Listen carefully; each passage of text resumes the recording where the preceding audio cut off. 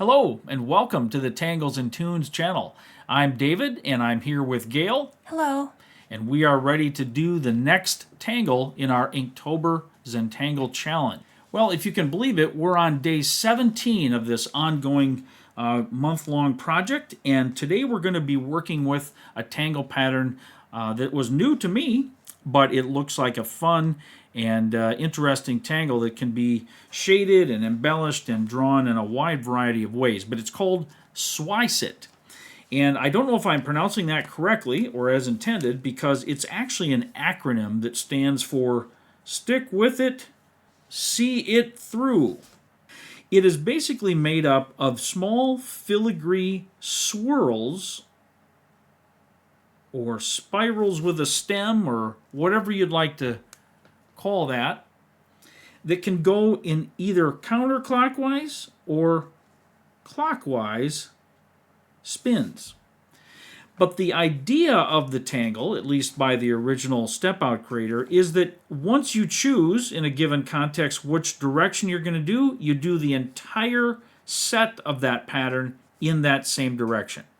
So what we would do, for example, if we chose this counterclockwise, we could do our first swirl. Then we can begin to branch off. Now you can go behind and create a sense of layering. You can branch off and create almost like a tree effect. You can come off the tops, off the backs. You can make little ones that just sort of squeeze into spots. You can make longer stemmed ones that give you a nice big spot like that. And continue to branch off. You can create shapes that just keep going around and around. If you wanted to make a circular shape or a blossoming shape, you can do that. And as far as the embellishments and the enhancements, we'll cover those as we actually add this tangle to our layout today. But this is just one example. And of course, if you chose the spiral in the clockwise direction, it would look very similar, but you would just be spinning in the opposite direction. So let's see how we can apply this to our layout here. So I've decided to put mine up in this area. I thought it would be kind of neat to frame that little Halloween kitty cat up top there. And so that's exactly what I'm going to do.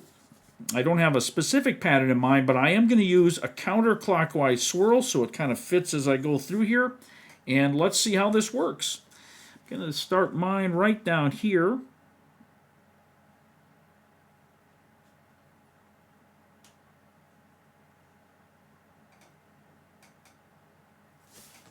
All right, let's see here. I think I will continue right off here and frame this cat here first before I do anything else.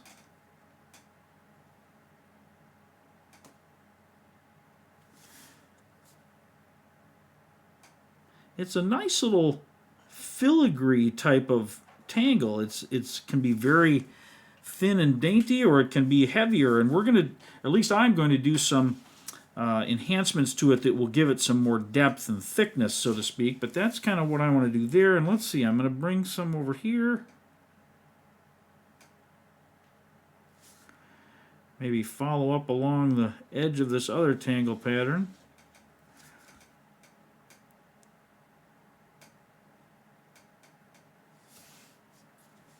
Let's see, what can we do here?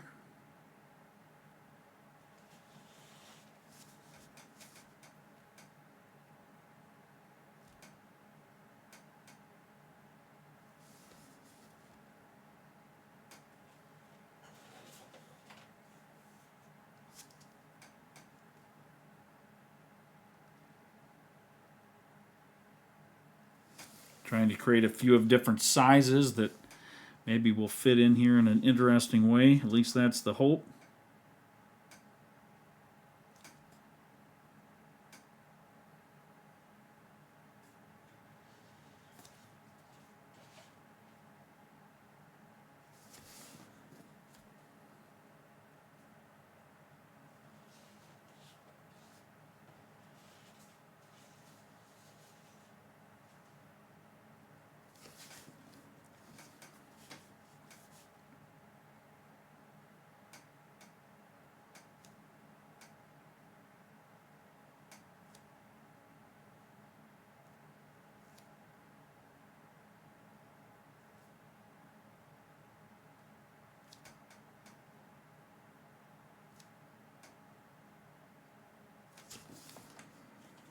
So now I'm going to start with some embellishments. Now, these can be embellished in a lot of ways too. The original step out shows that you can add like bold lines with orbs on the backs of some of these along that longer stem. You can add little dots that sort of embellish the filagrees further. And you can also add roundings and other little internal details.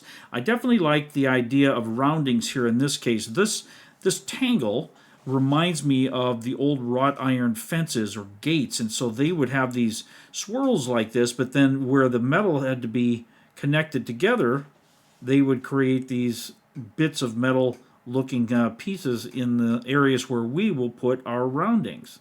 And I think that will give it that almost like that wrought iron appearance. Not that I want to make it look all big and heavy like that, but I want it to have that sort of held together appearance.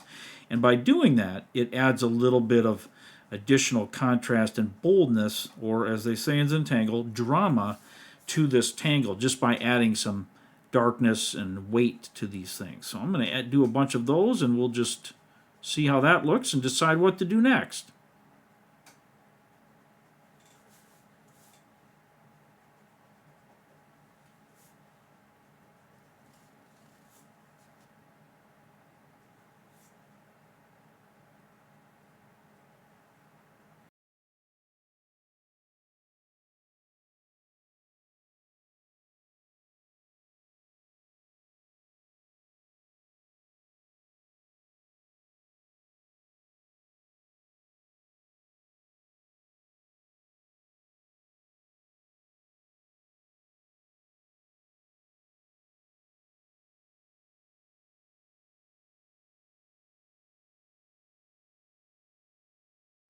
I think that's good as far as that weighting.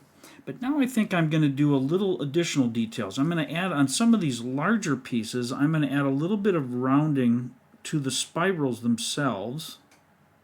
Again, just for a little more contrast and darkness in this very light and thin looking tangle. And I want to just give it a little more presence on the page, I guess is what I would call that.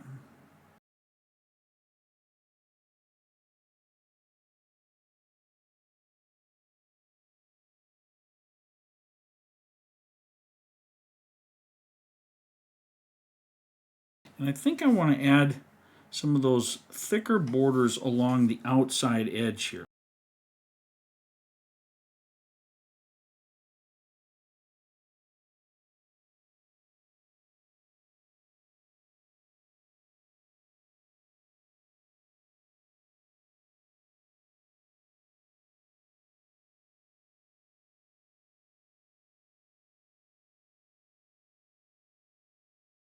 And I think the only thing I might do is add a few dots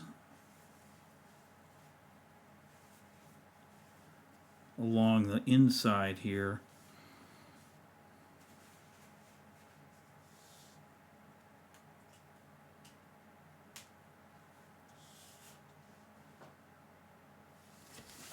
Just to kind of catch the eye there a tiny bit further.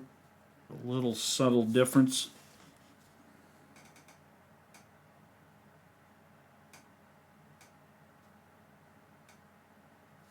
I think that looks about good for that. So now I want to add a little bit of shading. And this type of tangle can be difficult to shade if it's not large enough. So here I focused on all these little filigrees, but it doesn't really leave me much that I can shade. I could do around the edges to create some kind of a pattern that way. I could create along the lines or inside where they overlap. I could just do the spirals themselves. It just really depends. I think I'm going to try just doing the spirals by adding a little bit of the graphite around that initial or that final spiral on some of these larger ones, and I'll just, once I blend that out, I'll be able to see if that adds enough enhancement for a shaded look or to bring that into a 3D type of appearance, or maybe we'll need something more. Let's just play with it together here, since I have not used this tangle before and I did not pre-plan this part of it, so I'm not exactly sure how I want this to look. I wanted this whole project to be very organic and where we all together are discovering what our composition looks like. Not only are you seeing what I'm doing, and you may be following that or simulating that as close as you can, or you may be doing something completely your own. But in either case, part of the fun of these kinds of projects is just to see how they end up. We don't have a roadmap or a blueprint that we can use that tells us, oh, whenever you do this, always do it like this. In fact, we don't want that when it comes to Zentangle.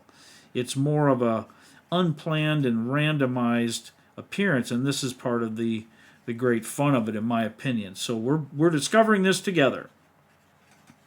And you may choose to shade or draw yours in a completely different way, but the challenge of Inktober, at least as it applies to our Zentangle challenge, is to use the patterns designated and to use them in the most creative way that you can come up with. So if you're doing that, then you're accomplishing the goal.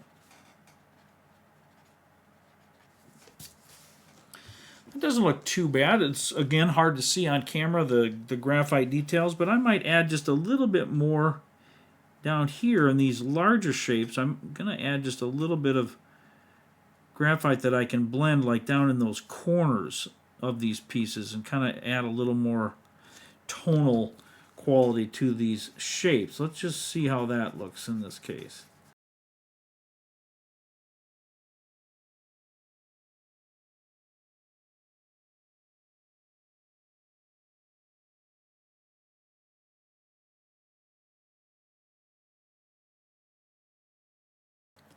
So this is the bird's eye view of the layout with our newest edition of the SWiSit Tangle. Stick with it. What was it? Stick with it. See it through. So however that means. So there it is up top there. Gayle, let's take a look at yours. All right. You also did it up along near the kitty cat there. Very nice. Now, Gayle didn't have the same sort of exact positioning that I did because her layout has been a little different, as we've seen, and that's awesome. So she was able to do a little bit larger swirls and embellished it differently. I like the dots, the weighting around some of these curves. Very nice. It fits in there very well, Gayle. Thank you. And let's take a look at a side-by-side comparison.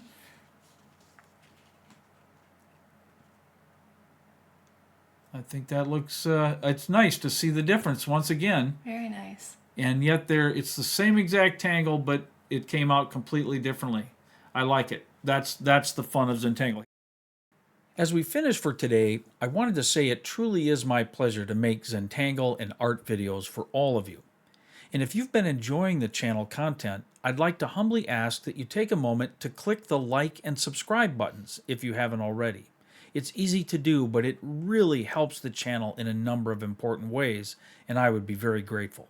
With that, I'll see you in the next video. Bye-bye. Bye-bye.